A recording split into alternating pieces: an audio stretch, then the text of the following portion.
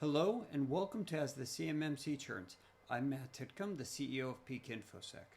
I'm also a CMMC certified assessor and CMMC curriculum developer. Today's episode of As the CMMC Churns is split tunneling. So let's talk about the actual requirement from NIST 800-171 revision 2. So the requirement is to prevent remote devices. Again, remote. That's kind of the key word in here we want to talk about, meaning it's not within your boundary at that point in time. A laptop sitting at home, Starbucks, etc. So you cannot have that remote device simultaneously establish a non-remote connection to your organizational systems. That non-remote connection basically means I can see everything internal that is if I was sitting there and communicate with other external information systems. Technical term for this is split tunneling. Split tunneling, when it comes down to it, is all about understanding the default route. Now, the default route is basically when you need to get something like to the Google's DNS server at Quad 8, you tell whatever your connection is that you've got your internet to that says, hey, I need to get to something I don't know, and you now handle all traffic to what is the default route of 0.0.0 or quad 0. I think I said 3 there. So that route says, hey, I need to get to Google's DNS server here. Do you know how to get there? And the home firewall goes, well, I don't know. I've never been there, or I don't remember. Routes get dropped off routing tables after a period of time. So it goes up to its router above it and asks the question, well, how do you get there? And slowly but surely across the internet, we play this telephone game of router talking to router saying, hey, does anybody know how to get to Google? Sooner or later, one of them goes, I know how. I can tell you, and you can come down me to get to Google. Well, that telephone game now plays backwards, and eventually Google, that path gets past your home firewall. Your home firewall says, aha, we know, and then sends your original request off to Google, and now the whole communication flows back and forth. Yes, it seems crazy, but the internet is based off of a variant of the telephone game. It really is. And it works exceptionally well because there's no humans involved. It's all scripted and planned, and yeah. Now, that default route is at the core of split tunneling. So let's talk about how split tunneling then works. So we're going to talk about it when it's enabled. So you're now sitting at home, you're remote behind your home firewall. Your company set up a VPN gateway so that way when you're working remote, you can get to the organizational file server and get to stuff that's within your network. Now what happens is when you do that, you establish a VPN tunnel. And this is literally where the term tunnel comes from in this context. Again, this has got to be encrypted, meet all the compliance requirements. That tunnel actually adds a route to your routing table and says, hey, we are now the default route for anything to 10.0.0.0. And anything you want to get to there to include the file server, come down this path. Now, let's say you want to go see, the Peak InfoSec website. Well, since that's not down that path, that's down hosted in GoDaddy someplace, then at that point in time, your route to that path is going to go out your default route, out your home firewall, and out the internet down that path. And that's all this is about. It's just routing and paths. Now, what happens in the context of this when that split tunnel is it's exploitable. And now let's talk about the why we need to do this. Now, the why is all of a sudden you've got this connection going and you click a link. And that link takes you to a malicious website. Yep, you clicked it, so yep, you went there. Well, that malicious website, and based on that communication, is able to exploit your system and now compromise it. Because your system's now compromised and you're connected to that file server along that 10 route.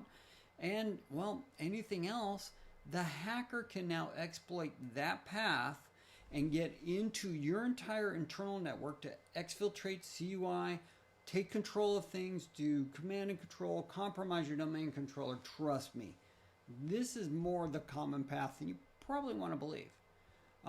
especially once you go back to work. Now you're compromised and you're inside the network, which is even worse. Now, the reality is it's kind of fun. In 800.171 revision 3 draft, the public draft that's out, NIST has actually added this statement in the discussion that actually explains this is why. Yay. Thank you guys for explaining this is why we're doing this and why this is about protecting CUI. So this is fundamentally why the requirement is there.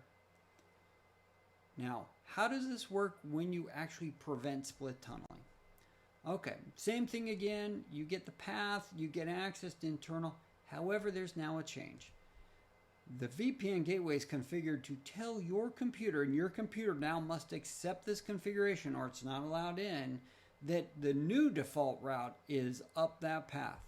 And all other default routes are now null and void. So when you want to get to the file server again, you're going to go up that little blue encrypted tunnel. After that, when you want to get to my website, you're going to go up that tunnel, go to the gateway. The gateway is going to say, oh, that's down here. Go out that gateway's out port and come to my website. And then it's going to go back up and down.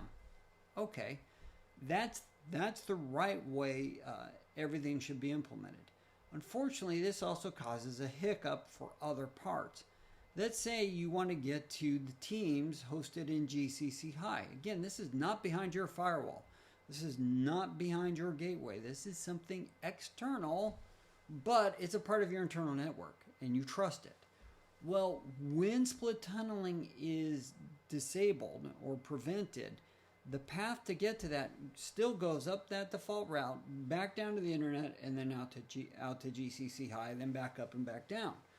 So when you're doing real-time communications, like watching this video, you're going to see latency. And that's the primary complaint of split tunneling when it is prevented, is latency. Is it causes slowdowns, it irritates users, and they complain, and then IT gets yelled at, and they need to fix it. Okay? There are ways to fix this, and we'll talk about that in a few minutes, but that is the primary complaint when split tunneling is prevented. Now, how does it work to actually protect you?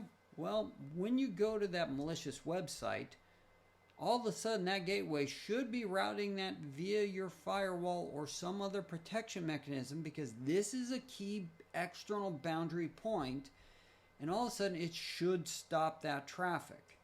Now, that stopping the traffic is in turn driven by 3.13.1, monitor, control, and protect communications at external boundaries. Again, that VPN gateway is an external boundary point. So that's the way prevention works in this context. Now let's talk about hybrid mode and how do you solve the GCC high problem. So same thing happens. You connect to your VPN gateway. However, you've got a really good firewall admin or somebody who watched this video, hint, hint, wink, wink, nudge, nudge, and they discovered that they can either configure their VPN gateway differently, or unfortunately some of these don't have the ability and you actually have to replace it with a higher quality one.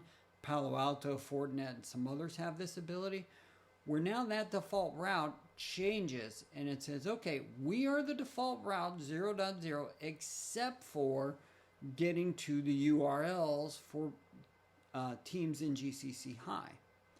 So everything still functions the same. When you want to get to that organization file server, you go down that blue path. You want to get to the Peak InfoSec website, functions the same way. It's going to go up the split tunnel and back down. The moment you want to go to that team site, that path now goes direct. It does not go up the split tunnel.